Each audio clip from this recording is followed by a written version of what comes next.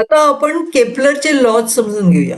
Kepler हे अतिशय मोठे सायंटिस्ट होते आणि त्यांनी प्लॅनेटरी मोशन बद्दलचे लॉज लिहिले आहेत. लॉज म्हणजे नियम.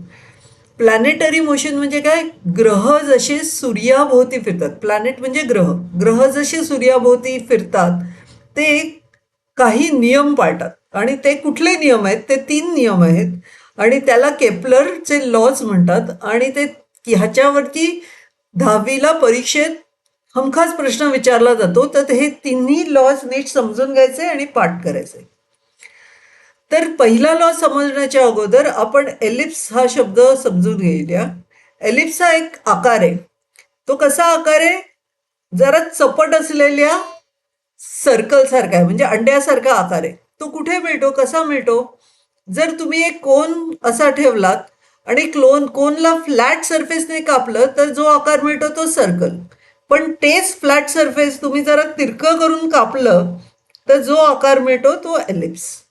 आणि सर्कलमध्ये जसं सेंटर महत्वाचं असतं तसं एलिप्समध्ये फोकस महत्वाचा असतो. आणि त्याला 2 फोकस असतात. तर 2 फोकसचं प्लुरल, फोकसचं प्लुरल म्हणजे अनेक वचन फोसाय.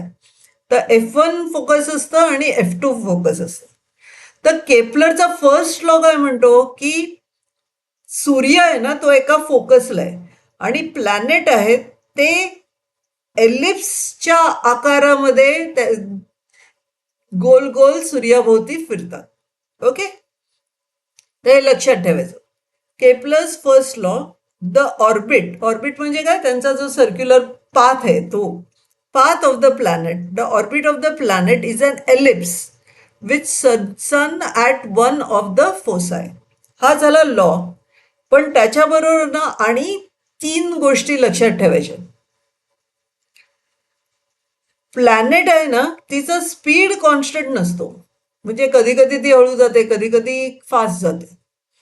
तर ती जेव्हा सूर्याच्या सर्वात जवळ असते, सन इकडे फोकसला आहे आणि ए पोझिशनला जेव्हा प्लॅनेट आहे ना तेव्हा स्पीड मॅक्झिमम होतो. आणि नंतर तो स्पीड हळूहळू हळूहळू कमी होत जातो, कमी होत जातो आणि बी पोझिशनला जातो. म्हणजे सूर्याहून मॅक्झिमम डिस्टन्स होतो ना तेव्हा तिचा स्पीड सर्वात कमी होतो. आणि नंतर पुन्हा जशी जशी प्लॅनेट सूर्याच्या जवळ जवळ जवळ यायला लागते, म्हणजे बी पासून ए कडे यायला लागते ना तेव्हा तिचा स्पीड वाढायला लागतो. म्हणजे ह्या भागात स्पीड कमी होत जातो आणि ह्या भागात स्पीड वाढत जातो. A to B speed reduces, B to A speed increases.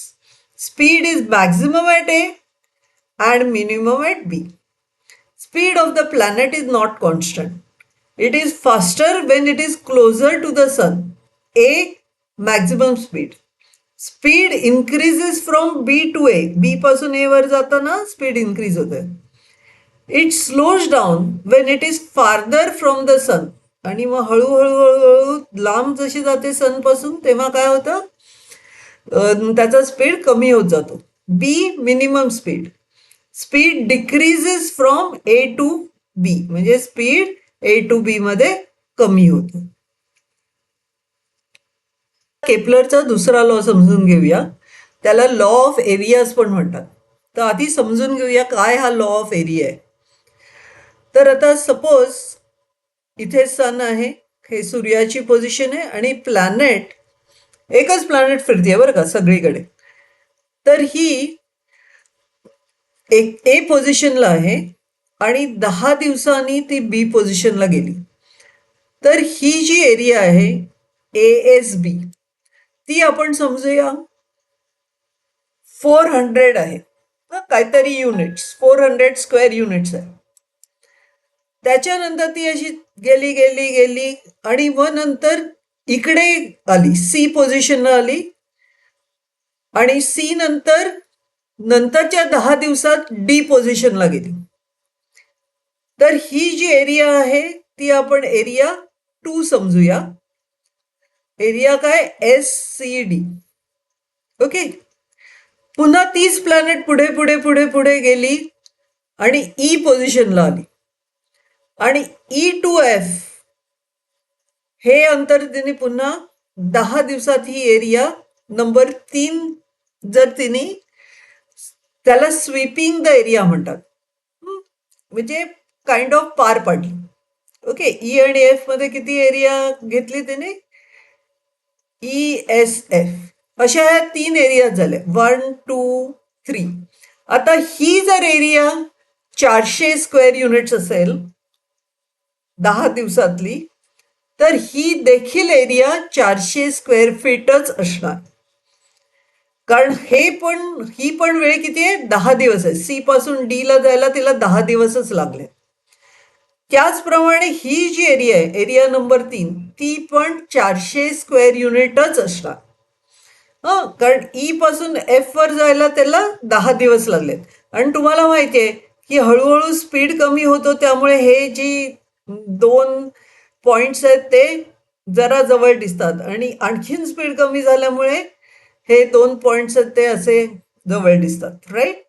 तर ह्या ज्या 3 एरियाज आहेत 1 2 आणि 3 त्या इक्वल आहेत. म्हणजे जर सेम टाइम प्लॅनेटने घेतला त्या ऑर्बिटवर जायला, तर त्या एरिया ज्या स्वीप होतात, ह्याला स्वीपिंग ऑफ एरियाज म्हणतात, they are equal.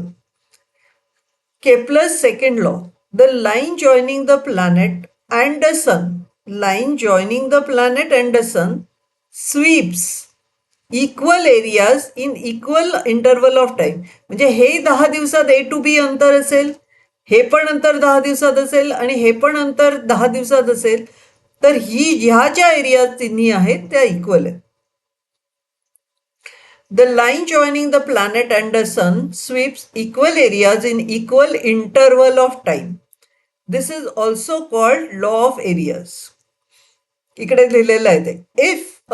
If time taken by a planet to go from A to B is equal to time taken by planet to go from C to D or E to F, then area ASB is equal to area CSD is equal to area ESF. ह्या ज्या area तिन्ही आहेत या same आहेत. आणि sweeps वगैरे अशा शब्दांनी घाबरून जायचं नाही. एकदम आरामात लक्षात ठेवायचं की 2 पोझिशन मधले जे एरिया होते त्याला म्हणतात sun sweeps equal areas in equal interval of time. म्हणजे सन इज स्वीपिंग एरिया. सननी इकडे कुठली एरिया स्वीप केली आहे? ASB. पुढे इकडे कुठली गेली आहे? SDC. इकडे कुठली गेली आहे? SEA. So 1 2 and 3 are equal. Law बघण्याच्या अगोदर आपण काही मॅथ्सचे फॉर्म्युले बघूया. ॲव्हरेज किंवा मीन म्हणजे काय? Average is sum of all values upon number of values. म्हणजे जर एका मुलाचे 5 परीक्षातले मार्क आहेत 70 80 90 60 100, तर त्याचे ॲव्हरेज मार्क्स किंवा मीन मार्क्स किती होतील? तर सर्वांची आपण बेरीज करू. Sum of all the numbers that is 400. आणि किती परीक्षेतले मार्क आहेत? तर 5 परीक्षेतले मार्क आहेत. तर डिवायडेड बाय 5 म्हणजे ॲव्हरेज झालं 80. तर आता ह्याचं ॲप्लिकेशन आपण बघूया. जर इकडे सूर्य आहे आणि इकडे एक प्लॅनेट आहे, तर त्याची आपण डिस्टन्सेस मेजर केली. हे पहिले इकडे पोझिशन होती तेव्हा R1 होतं, मग ती इथे गेली तेव्हा R2 झालं, इथे गेली तेव्हा R3 झालं. तर ह्या प्लॅनेटचं मीन डिस्टन्स किती होईल? R1 plus R2 plus R3 upon 3. तेच जर आपण 7 पोझिशन घेतल्या तर काय होईल? R1 plus R2 plus R3 plus R4 plus R5 plus R6 plus R7 upon 7. तर बीन आर काय? जितके डिस्टन्सेस तुम्ही कॅल्क्युलेट करणार त्याचं सम घ्यायचं डिवायडेड बाय 3. तर आपण डायरेक्ट प्रपोर्शनमध्ये म्हणजे काय हे समजून घेऊया. डायरेक्ट प्रपोर्शनमध्ये 2 क्वांटिटीज कधी असतात? जेव्हा जर एखादी क्वांटिटी वाढली, 2 क्वांटिटी आहेत P आणि Q. P वाढला तर Q देखील वाढतो, तेव्हा P आणि Q हे डायरेक्ट प्रपोर्शनमध्ये आहेत असं म्हणतात. If one quantity doubles, other also doubles. If one quantity becomes 3 times, the other also becomes 3 times. तर आपण एक नोटबुक घेतली तर 20 रुपये, म्हणजे आपले पैसे किती गेले? 20 रुपये. 2 नोटबुक घेतल्या तर 40 रुपये जातील ना. म्हणजे नोटबुकची क्वांटिटी वाढल्यावरती पैशाची किंमत पण वाढली. तर आता नोटबुक्स आणि cost of the notebooks are in direct proportion. आता इकडे हे उदाहरण बघितलं the cost upon number of notebooks. तर 20 रुपये 20/1, 40/2, 60/3, 80/4 ही सगळी जी फ्रॅक्शन्स आहेत त्यांची व्हॅल्यू किती आहे? 20 आहे. त्याला आपण कॉन्स्टंट व्हॅल्यू म्हणतो किंवा कॉन्स्टंट ऑफ प्रपोर्शनॅलिटी असं म्हणतो. तर आपण कॉस्ट आणि नंबर ऑफ नोटबुक्स हे डायरेक्ट प्रपोर्शनमध्ये आहेत असं म्हणतो, तेव्हा आपण ही अल्फा ही खूण वापरतो. आणि मग जेव्हा त्याचं आपण इक्वेशन लिहितो तेव्हा cost is K times number of notebooks असं लिहितो. आणि ह्या केला आपण कॉन्स्टंट ऑफ प्रपोर्शनॅलिटी म्हणतो. आणि त्या कॉन्स्टंटची व्हॅल्यू आपण कॅल्क्युलेट करू शकतो. कशी कॅल्क्युलेट करू शकतो? अशा रीतीने आपण कॅल्क्युलेट करू शकतो. तर हे डायरेक्ट प्रपोर्शनच्या बाबतीमध्ये दोन गोष्टी लक्षात ठेवायच्या. एक पहिली गोष्ट म्हणजे काय, डायरेक्ट प्रपोर्शन जेव्हा असतं तेव्हा दोन गोष्टींचं कंपॅरिझन केलेलं असतं, पी आणि क्यू. ते लिहितो कसं, पी ती अल्फाची साईन आणि क्यू असं आपण लिहितो. म्हणजे काय, पी वाढला का क्यू वाढणार, पी कमी झाला का क्यू कमी होणार. ही पहिली गोष्ट लक्षात ठेवायची. दुसरी गोष्ट काय लक्षात ठेवायची, ही अल्फा साईन काढली आणि इक्वेशन फॉर्ममध्ये डायरेक्ट प्रपोर्शन लिहायचं असेल तर आपण काय लिहू, P is equal to K into Q. P is equal to K into Q. आणि त्या केला आपण कॉन्स्टंट ऑफ प्रपोर्शनॅलिटी मिळतो. आणि ती जी व्हॅल्यू आहे केची ती आपल्याला कॅल्क्युलेट करता येते. थर्ड लॉ मध्ये ॲव्हरेज हा मॅथमॅटिकल फॉर्म्युला आणि डायरेक्ट प्रपोर्शन हे दोन्ही वापरलेलं आहे. Okay, Kepler third law.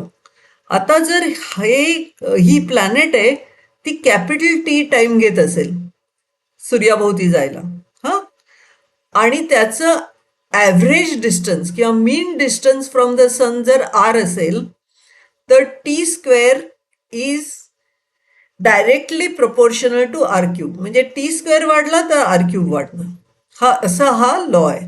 Okay, T काय आहे, ह्या प्लॅनेटचं पूर्ण वेळ जेवढं घेते ह्या सूर्याभोवती जायला ती वेळ म्हणजे कॅपिटल टी. आणि आर काय, it is the average distance of the planet as it travels around the sun. Kepler's third law, the square of its period of revolution around the sun is directly proportional to the cube of the mean distance of the planet from the sun.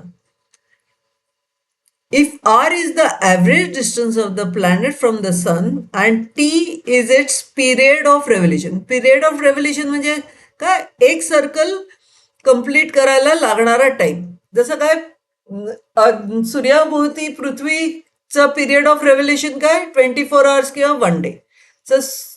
पृथ्वीसाठी T किती आहे, 24 आहे. तसंच general प्लॅनेटसाठी जर T असेल तर T square is directly proportional to R cube. म्हणजेच काय, T square upon R cube is equal to constant K which is constant of proportionality, किंवा T square is equal to K into R cube. Okay, so that is Kepler's third law. Okay, तर ह्या गोष्टी लक्षात ठेवायच्या. ही summary आहे तिन्ही लॉची.